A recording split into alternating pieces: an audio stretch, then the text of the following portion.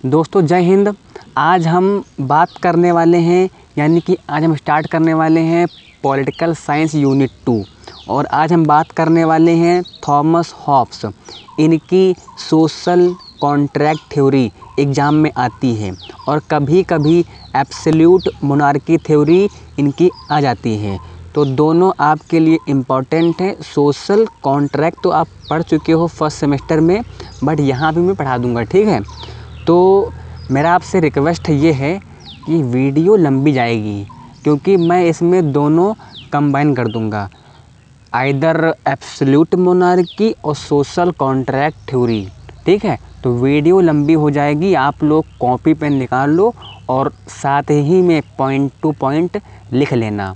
और आपसे एक और रिक्वेस्ट है, अगर नोट्स में अगर कोई पॉइंट नहीं मिल रहा है, यानी जब बोल रहा हूँ वो ना मैच कर रहा हो एक दो पॉइंट, तो उसको अलग से लिख लेना।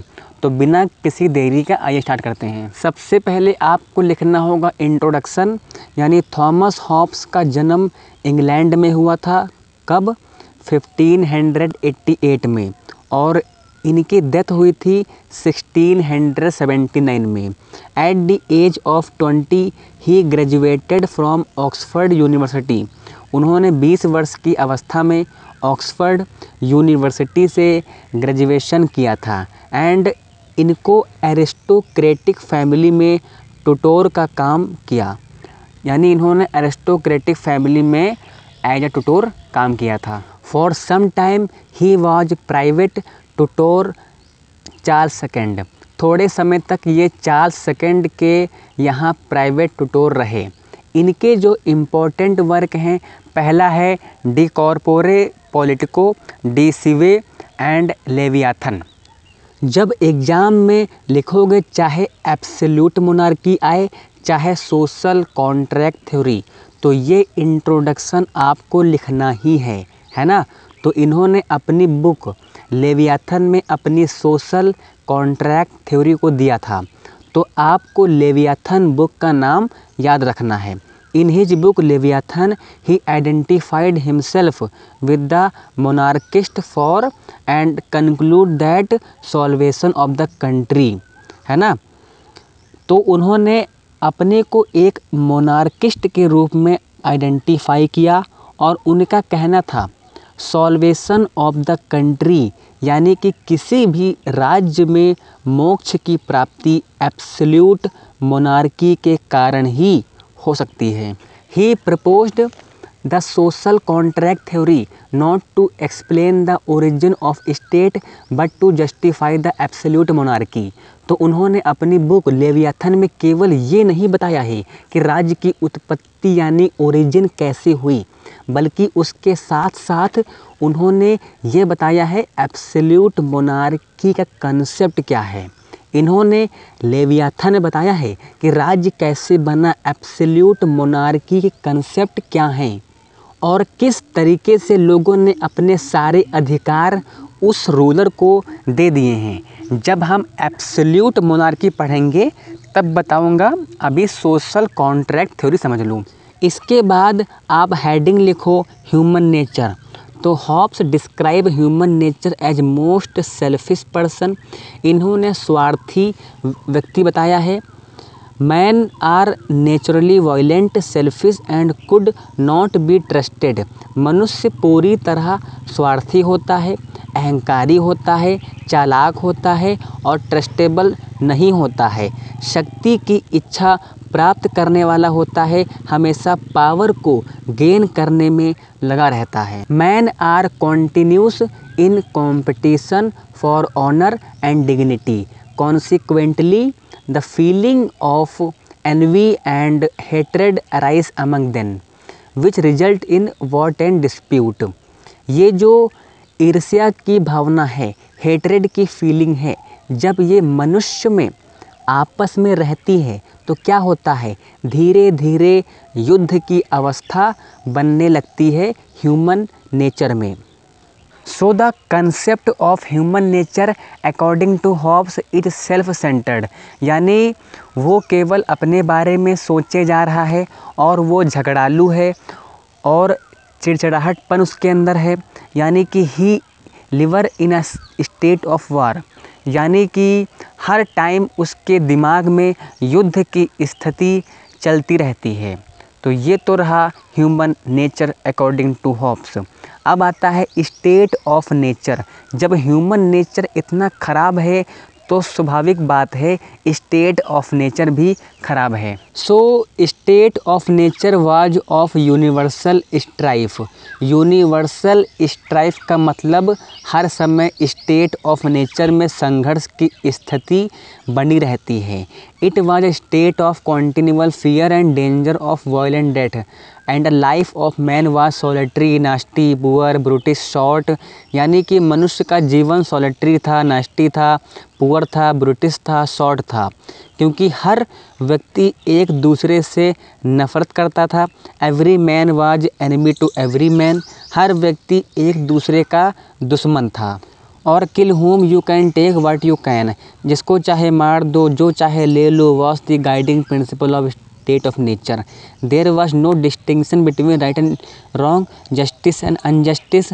और यहाँ पे मनुष्य भेड़ियों की तरह खूंखार और हिंसक था। सो ये जो स्टेट ऑफ नेचर था ये असहनीय हो गई थी, क्योंकि यहाँ पर मृत्यु का खतरा तो मंडरा रहा था, है ना। क्योंकि किसी को सही बुरे का ज्ञान नहीं, न्याय अन्याय की कोई समझ नहीं, अपनी चीज़ों को वो पाना चाहता था तो वो किसी को भी मार सकता था। So there was no commerce, कोई व्यापार नहीं था, no industry, no education and no art. तो इतना सफिशिएंट है ना इस हेडिंग के अंदर लिखने के लिए। अब आता है Hobbs contract. The condition of life in the state of nature reached an intolerable stage. क्या ये अवस्था अच्छी थी? क्या ये ह्यूमन नेचर अच्छा था? आंसर इज नो, क्योंकि हर जगह there was no security of life ना, लाइफ की कोई भी सिक्योरिटी नहीं थी। तो जब ये अवस्था असहनीय हो गई, इनटॉलरेबल हो गई, तो people entered into a contract in order to protect their life and maintain peace. तो लोगों ने समझौता करने के बारे में सोचा और अपनी लाइफ को बचाने के बारे में सोचा और शांति करने के बारे में सोचा ताकि शांति बनी रहे। So according to Hobbs there was only one contract. लोगों ने एक समझौता किया, made by the people themselves. लोगों ने आपस में समझौता किया, लोगों ने आपस में समझौता किया और रूलर को अपने सारे अधिकार दे दिए except the right of self preservation. आत्मरक्षा के अधिकार को छोड़कर बाकी सारे अधिकार पीपल्स ने रूलर को दे दिए और अपने ऊपर रूल करने के शक्ति उनको दे दी। तो उस व्यक्ति या रूलर को क्या बोला? सॉवरेन। तो लोगों ने समझौता किया, तो लोगों ने कौन से वर्ड यूज़ किए? Everyone said to the others. तो हर व्यक्ति प्रत्येक व्यक्ति से कहता है I to the assembly of man on this condition that you give up the right to him.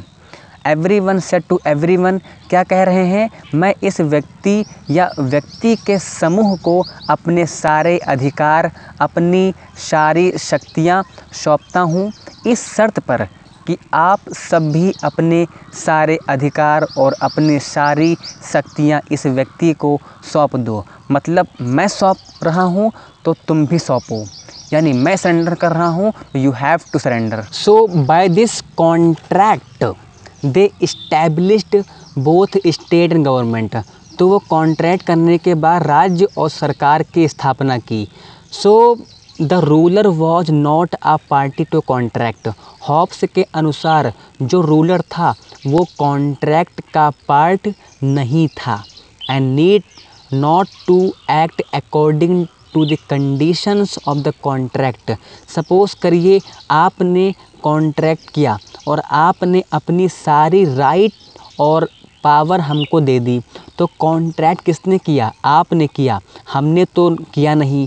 तो I am not the party to contract, मैं आप लोगों के कॉन्ट्रैक्ट का पार्ट नहीं हूँ। तो कॉन्ट्रैक्ट में जो कंडीशन है वो मुझ पर अप्लाई भी नहीं होंगी क्योंकि मैं कॉन्ट्रैक्ट का पार्टी नहीं हूँ।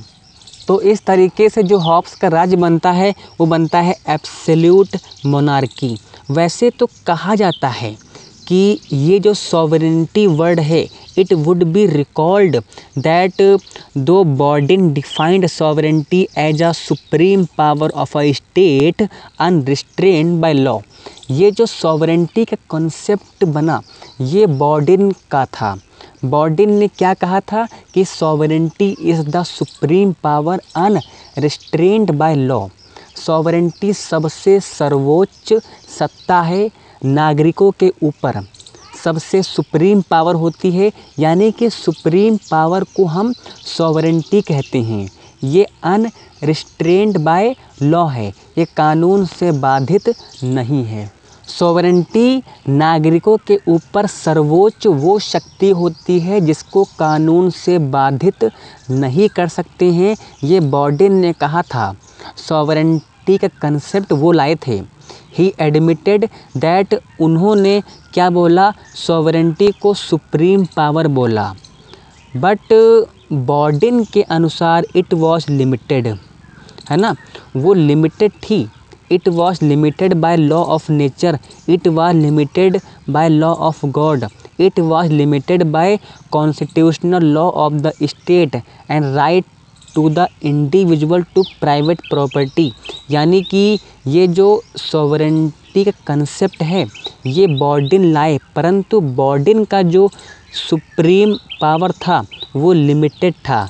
लिमिटेड यानी उस पर कुछ रिस्ट्रिक्शंस थे। रिस्ट्रिक्शंस क्या क्या थे? लॉ ऑफ नेचर का रिस्ट्रिक्शन था, लॉ ऑफ गॉड का था, कॉन्स्टिट्यूशनल लॉ का रिस्ट्रिक्शन था। लेकिन ये रिस्ट्रिक्शन नहीं था कि वो इंडिविजुअल की प्रॉपर्टी ले सके, क्योंकि सॉवरेन कभी भी इंडिविजुअल की प्रॉपर्टी नहीं ले सकता।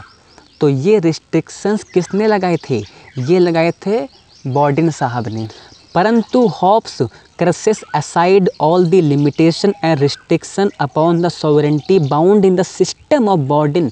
तो एक सॉवरेनिटी बॉर्डिन लाए थे, तो उन्होंने सुप्रीम पावर पे लिमिटेशन लगाई, यानी कुछ रिस्ट्रिक्शन लगाई, है ना। लेकिन जो हॉब्स लाए सॉवरेन का कंसेप्ट, उन्होंने वो सारी लिमिटेशन हटा दी। ये पॉइंट ध्यान रखना। जो बॉर्डिन ने लगाई थी, है ना, उनके अनुसार सॉवरेन पर, उनके रूलर पर किसी भी तरीके का कोई रिस्ट्रिक्शन नहीं है। And he propounded the theory of absolute and unlimited sovereignty. इसीलिए इनके थ्योरी को हम एब्सोल्यूट और अनलिमिटेड सॉवरेनिटी कहते हैं। तो पहली चीज़, एब्सोल्यूट का मतलब क्या है? जिसके पास एब्सोल्यूट पावर हो, किसी से भी रिस्ट्रिक्टेड ना हो। एब्सोल्यूट वर्ड समझ रहे हो ना। और मोनार्की का मतलब क्या होता है? Rule by one person. तो हॉब्स के अनुसार जो राज्य बना था वो क्या था? वो था एब्सोल्यूट मोनार्की। यानी कि आपने सरेंडर करके अपने सारे राइट्स हमको दिए। All the power vested in a single person, है ना। Single person means monarchy. अगर किसी भी तरह का रिस्ट्रिक्शन नहीं है तो एब्सोल्यूट पावर। अब आपका टॉपिक शुरू होता है एब्सोल्यूट मोनार्की। चिंता मत करिए, मैं आपको सब बताऊंगा कि सोशल कॉन्ट्रैक्ट थ्योरी आता है तो क्या लिखना है, और एब्सोल्यूट मोनार्की से आता है क्वेश्चन तो कितना लिखना है। पर अभी आप सिर्फ समझो, ठीक है। हॉब्स के अनुसार प्रजा ने अपने राइट्स दिए हैं रूलर को। Who is ruler? Single person. दूसरा एब्सोल्यूट यानी होल राइट है पावर की, नॉट रिस्ट्रिक्टेड बाय एनीथिंग। तो उसके पास क्या क्या पावर है जो उसको एब्सोल्यूट मोनार्क बनाता है, आओ देखते हैं। तो पहली चीज़, according to Hobbs, sovereign as the source of law and justice. तो ही यानी कि sovereign shall have right to make law covering what shall thing necessary to civil security and peace. उनका कहना है कि सॉवरेन ही सारे कानून का निर्माण करेगा। उसको जो सही लगता है राज्य की सिक्योरिटी के लिए, राज्य की शांति के लिए जो लगता है, तो लॉ बनाने का काम कौन कर रहा है? सॉवरेन कर रहा है। Sovereignty lies in the power to make law binding citizen on all the subject. जो सॉवरेन के द्वारा बनाए गए कानून पूरी प्रजा पर अप्लाई होंगे। All the subject are binding to follow that rules made by the sovereign. यानी कि जो भी सब्जेक्ट है, जो भी प्रजा है, उनको सारे कानूनों को मानना पड़ेगा। It is evident that sovereign person in whose favor the surrender is made becomes the sole law making agency in the commonwealth। Hobbs के अनुसार जिस व्यक्ति को लोगों ने समझौता करके सारे अधिकार दिए हैं, वही सोल लॉ मेकिंग एजेंसी है कॉमनवेल्थ में, है ना। यानी कि एक इकलौता कानून बनाने वाली सत्ता कौन है? Only the sovereign. It is worth remembering that though the sovereign is the source of the distinction between moral and immoral. Sovereign ही बताएगा कि क्या मोरल है, यानी क्या नैतिक है, क्या अनैतिक है, क्या जस्टिस है, क्या इनजस्टिस है। But he himself is above the morality. परंतु वो मोरालिटी के ऊपर है, वो लोगों को बताएगा कि क्या मोरल है, क्या इमोरल है। पर ये नियम खुद पर लागू नहीं होता। No action of his can be described as immoral और अनजस्ट। उसके कोई भी कार्य अन्यायी या अनैतिक नहीं माने जाएंगे, वो कुछ भी कर सकता है। Determinate person with unlimited power. Hobbs का जो सॉवरेन है, उसके पास एब्सोल्यूट पावर है। कहते हैं the power of sovereign is to make law. ये तो आप जानते हो, सॉवरेन का ही काम है लॉ बनाना।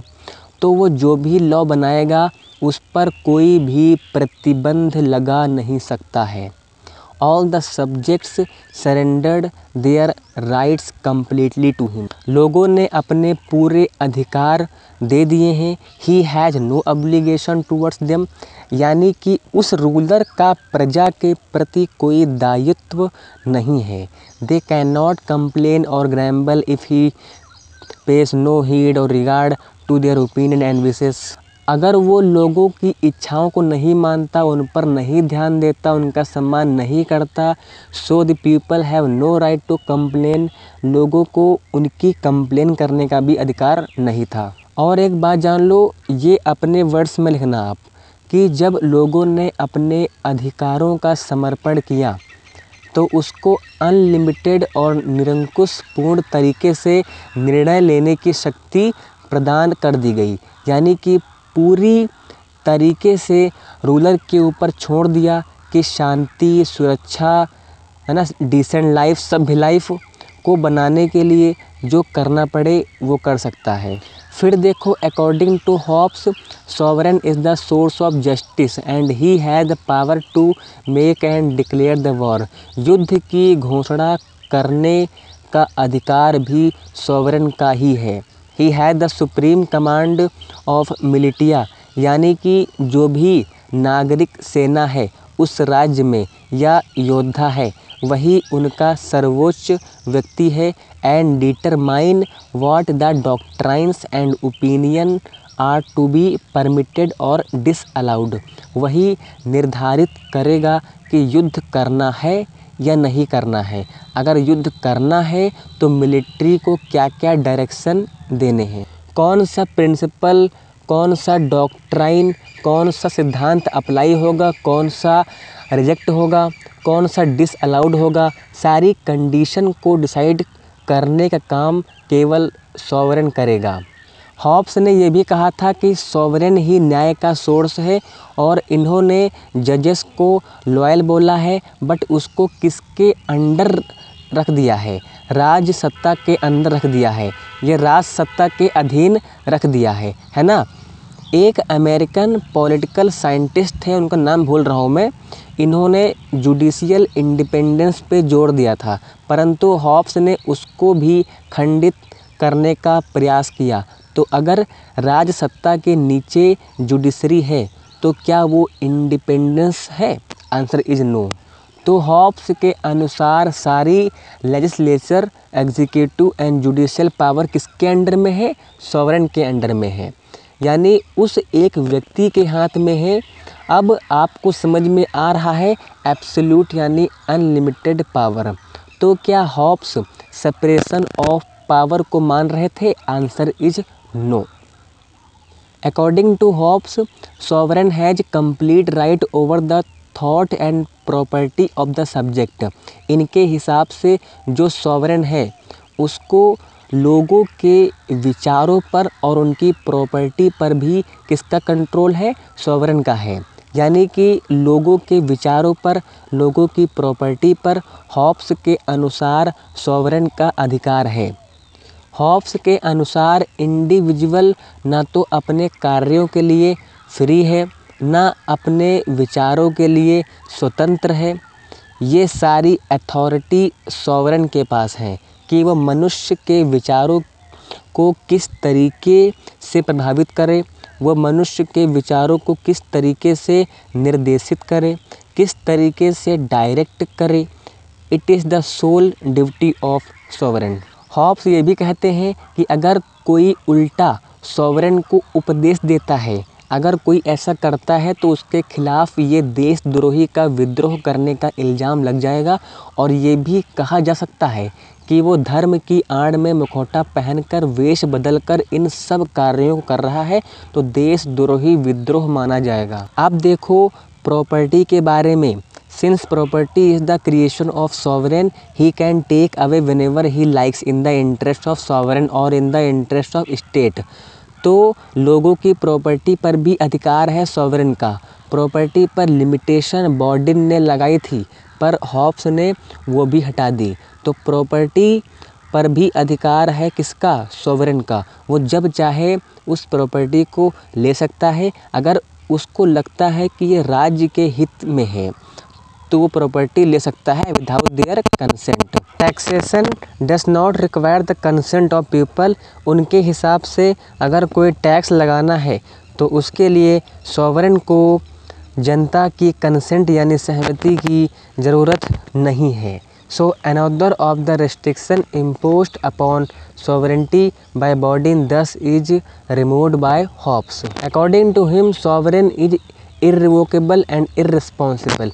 इर्रिवोकेबल मीन्स लोगों ने एक बार समझौता किया और राज्य का निर्माण कर लिया तो वापस स्टेट ऑफ नेचर में नहीं जा सकते हैं। उनके हिसाब से Hobbs is irresponsible. The subject have absolutely no right against the sovereignty. उनके पास सोवरेन के खिलाफ कोई भी राइट नहीं है। They can not call him in to account, threaten, punish or dispose him and choose another ruler in him place or put him to death. यानी कि ना तो वो सोवरेन को डरा सकते हैं, ना वो धमका सकते हैं और ना उसको हरा सकते हैं, ना उसको हराकर दूसरा रूलर रख सकते हैं, है ना, और ना ही उसको मार सकते हैं। The covenant is once made is irrevocable. एक बार जो समझौता हो गया वो हो गया। Opposition to the sovereign or resistance to his authority is a breach of contract and therefore, जो कि उनको चलाना ही चलाना है। उसके अलावा according to Hobbes the sovereignty is the sovereign power is indivisible and not transferable. ये जो संप्रभु शक्ति है ये विभाजित नहीं हो सकती है। If the sovereignty is divided more than one state it exist and sovereignty is destroyed. यानी कि उनके हिसाब से सोवरेन पावर कितनों के हाथ में है? एक के हाथ में है। अगर डिवाइड हो जाए तो क्या पावर एक के हाथ में रह जाएगी? Answer is no. हॉब्स कहते हैं sovereignty can not be divided, तो इनका कहना है सोवरेनिटी पावर डिवाइड नहीं हो सकती है। The sovereign authority can not diverse itself of any attribute of sovereignty without destroying, nor it can be share its exercise with others. और हमेशा किसी से शेयर भी नहीं कर सकते हैं। अब हमने अपनी पावर किसी और से शेयर करी, एब्सोल्यूटनेस ख़त्म हो जाएगी। तो sovereignty can not be divided, can not be shared. According to Hobbs sovereignty is universal, यानी कि जो सोवरेन की पावर है that is comprehensive and exclusive and it is applicable to all subject. सभी पर लागू होती है वो शक्ति, कोई भी व्यक्ति उस पावर से बच नहीं सकता है। Sovereignty is unpunishable. The sovereign cannot be properly accused of doing any injustice to his subject, the sovereign can neither can unjust nor be wrong, the sovereign cannot be punished by his subject। इसका मतलब है कि जिस sovereign यानी supreme power की Hobbs ने बात की है उसको कॉन्ट्रैक्ट से बनाया गया है। लोगों ने अपनी राइट्स उसको सरेंडर की हैं। जो सॉवरेन है वो कुछ भी कर सकता है, जस्ट एंड इनजस्ट, अपनी मनमानी कर सकता है, चाहे पीपल्स के लिए कुछ करे या ना करे, उसको कोई कुछ नहीं कह सकता है और ना ही हटा सकता है, उसको कोई पनिश नहीं कर सकता है ना। इससे हमें पता चल रहा है कि ये एब्सोल्यूट मोनार्की है। अब लास्ट में लिखो एक कोटेशन, इसको दिया था गैटल ने, no writer has taken a more extreme view than Hobbes the absolute nature of sovereignty. Gettell ने कहा है कि किसी भी राइटर ने सॉवरेंटी को इतना एक्सट्रीम व्यू नहीं दिया है जितना कि हॉब्स ने दिया है। ये लाइन लिख सकते हो, है ना, चाहे नाम जो गैटल नाम भूल जाओ लेकिन ये लाइन याद कर लेना, इम्पॉर्टेंट है। अब बात करते हैं सोशल कॉन्ट्रैक्ट थ्योरी के क्रिटिसिज्म। ये क्रिटिसिज्म आप लिख सकते हो जब आपका एब्सोल्यूट मोनार्की थ्योरी आए, तो दोनों में आप ले सकते हो, है ना। तो पहला है the idea of sovereignty which he propounded is no doubt utterly. Utterly मतलब पूरी तरीके से, यानी कि पूरी तरीके से इनएडमिसिबल, यानी ये जो हॉब्स का सॉवरेंटी का आइडिया था ये पूरी तरीके से अस्वीकार था, है ना। नेक्स्ट है Hobbes social contract theory is historically false, legally unsound, practically dangerous. ये हिस्टोरिकली फॉल्स है, लीगली अनसाउंड है और प्रैक्टिकली डेंजरस है। His state of nature just a fiction and figment. Fiction and figment means ये एक मनगढ़ंत कल्पना है। नेक्स्ट है no contract can be permanent but Hobbes says that the contract is permanent and is irrevocable, है ना।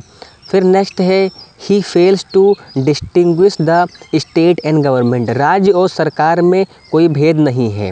ही fails to recognise the theory of political sovereignty. The notion that people have no knowledge of the society could may social contract is unbelievable. इसका मतलब लोगों को अच्छे बुरे का ज्ञान नहीं था। What is moral and what is immoral, ये सब इनको नहीं पता था। अचानक से रातों रात इतना ज्ञान आ गया, कैसे आ गया कि कॉन्ट्रैक्ट करके राज्य बना लिया, है ना। तो ये सब आपका है क्रिटिसिज्म जो कि आप लिख सकते हो, ठीक है, और ये इजी पॉइंट है। तो मैंने आपको आज पूरा थॉमस हॉब्स का सोशल कॉन्ट्रैक्ट थ्योरी और absolute monarchy theory with criticism सब कुछ कवर कर दिया है, ठीक है। और अगर आपको इन सारे टॉपिक के नोट्स चाहिए तो डिस्क्रिप्शन में व्हाट्सएप ग्रुप का लिंक लगा हुआ है, वहाँ पे आप लोग ऐड हो सकते हैं और मुझसे नोट्स मांग सकते हैं। तो मिलते हैं नेक्स्ट वीडियो में, तब तक के लिए जय हिंद जय भारत।